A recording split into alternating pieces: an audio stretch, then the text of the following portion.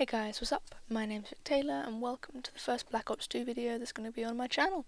This is a Domination Nuketown match where I went 50-16 with 3 caps and 8 defends, and I do hope you enjoy. What I'm going to be talking about today is some of my first impressions on Black Ops 2. I would have done a live commentary over my first ever multiplayer Black Ops 2 match, but I spent the entire day of the 13th in bed having thrown up horrendously the day before, and then when I woke up I completely lost my voice, so obviously I couldn't do that, which really sucked. But I'm coming to you now and I'm going to list some of the things I liked, disliked, and some of the things I'm not really sure on. So the first thing that I always do on a new COD game is to go onto the campaign, get used to the guns a little bit, see how the game actually plays, etc, etc. I really like what they've done with the campaign, with the multiple choice thing, where you make a choice, a decision that actually affects where the story is going. That kind of open world sandbox element is something that I love in games. I hate linear games. I mean, I complained about it when I played Fear 3 on this channel a little while back.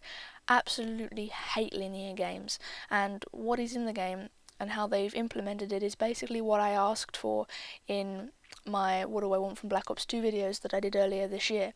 So I'm really pleased with what they've done. I've only played a little bit of the campaign, so I'm hoping it'll get even better. The next thing I did was to go into the zombies, and it's brilliant. They've taken the Black Ops zombies and they've just run with it, and they've implemented new game modes, Transit, where you basically have missions to complete, and Grief, where you play against other people to try and get high scores. Love what they've done with zombies. I always liked the map Ascension on Black Ops 1 with the landers and everything, and they've implemented a transport method similar to that in Black Ops 2, where you travel around on a bus, and pretty much the only way to get from one area to the next is to go on the bus, unless you want to be absolutely bitch slapped by the monster that lives in between the areas of the map, and you don't. I screamed like a little baby when he first jumped on me and I just saw claws on my screen. That was not pleasant. But Grief, you really need more than 2 players, because your enemy teammate can't revive you, so have like 4 players or go online. Not many people are trolling on it, and it's really fun. I love what they've done with zombies as well. Getting on to multiplayer, multi-team deathmatch.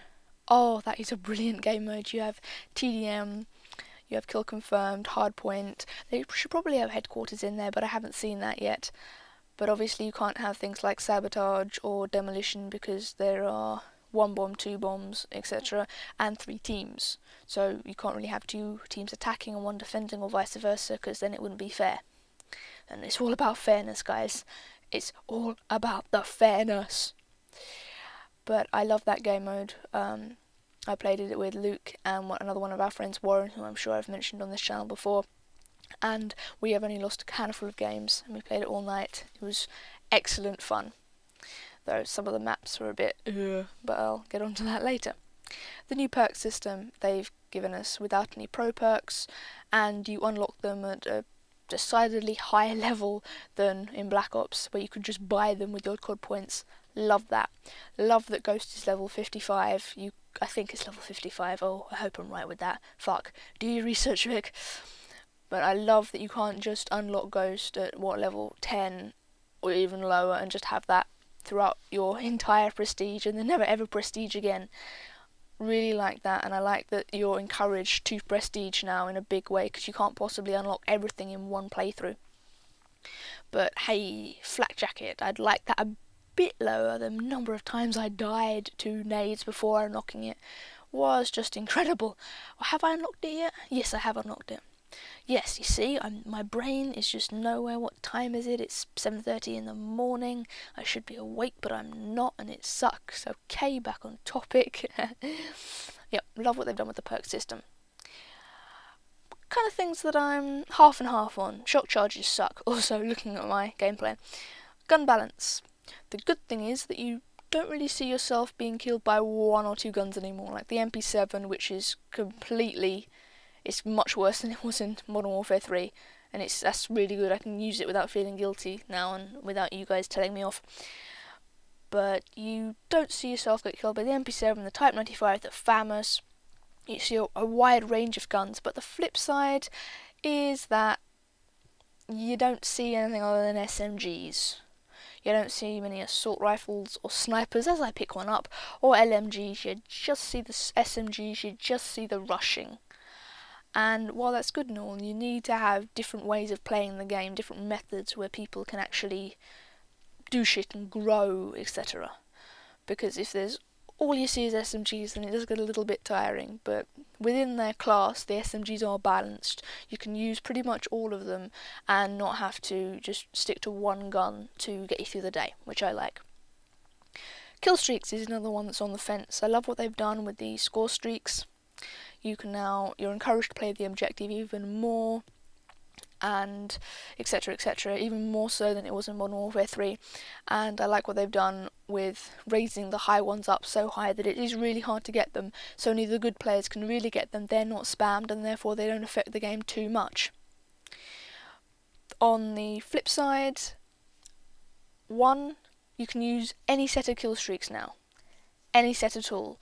Like on Black Ops 1 you couldn't use the UAV and the RC car, but now they're all different levels of score streaks. So while that offers a wide variety in the range of shit that you can use, it also means that you can just put on the 3 lowest, which are UAV, RC car and Hunter Killer. I find that Hunter Killer is just bollocks. I haven't been able to get many kills with that at all, but you can just put those 3 on and you can just spam them because they're so low, and you can get them really easily in objective game modes, which is why there's so much UAV spammage. And because it's hard to get the high ones, I mean, I think out of all the high ones I've seen 1 VTOL warship and 1 dogs, and that's it from all that I've played, so they are rare. But because people are finding it so difficult to get them, they're just putting on the low ones, which leads to UAV spam, which leads to more people putting on Ghost. And I've seen a lot of Guardians and Sentries. I can't really complain about those latter 2 though, because they're very easy to destroy. I mean, 1 nade gets them, and that kind of sucks when you've worked really hard for one and you're in a really tough game and you finally get a sentry gun in and it's destroyed with 1 nade or a Semtex. That sucks. But again, there is a bit more balance to be had there, and they haven't quite got it yet. And I'm interested to see what will happen when everyone gets Ghost, because it only protects you if you're actually moving. So the campers are still going to be fucked by it.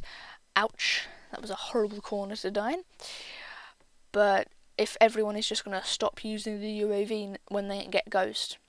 So that'll be interesting. I've always used the UAV because it'll help my teammates, but if everyone has Ghost on, then it is going to suck a little. But as I said, that Hardline and Flak are in the same area again as Lightweight and one other. Memory is shit. But so there is a good balance in the first perk slot.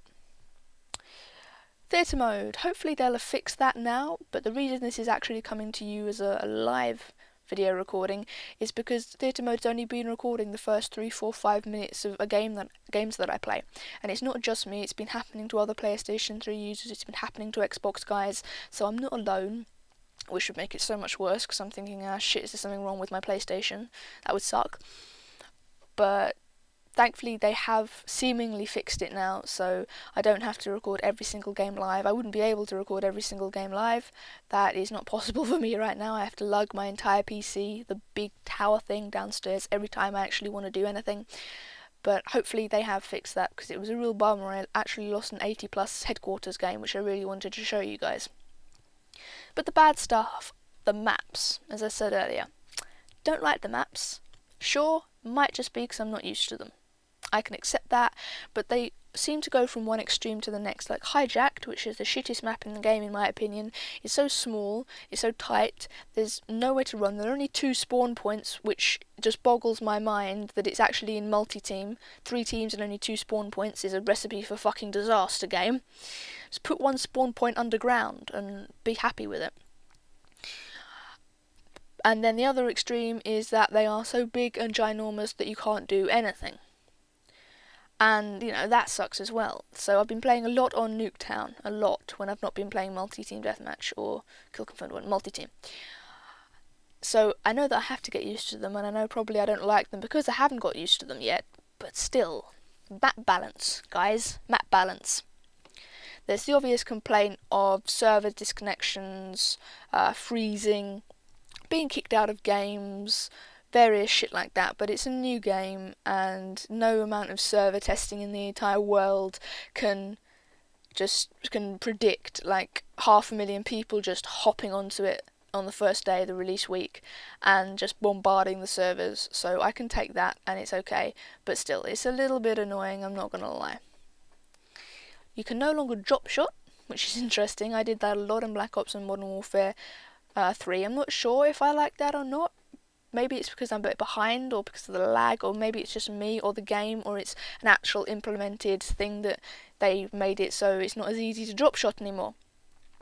But still, you can't drop shot. I found that out the hard way. I died a lot at the start to people just wanting to not drop shot and just come around the corner, hit firing with a SMG. But you can't do that anymore. So overall, I like the game so far. I'm having a lot of fun with it. I hope you are too. If there's anything that you want me to talk about, anything that I haven't covered, or you want me to discuss, please leave it in the comments below, and I'll be sure to make another video about it. But I hope you guys all enjoyed this. I know I certainly did, and I will see you next time, guys. Peace.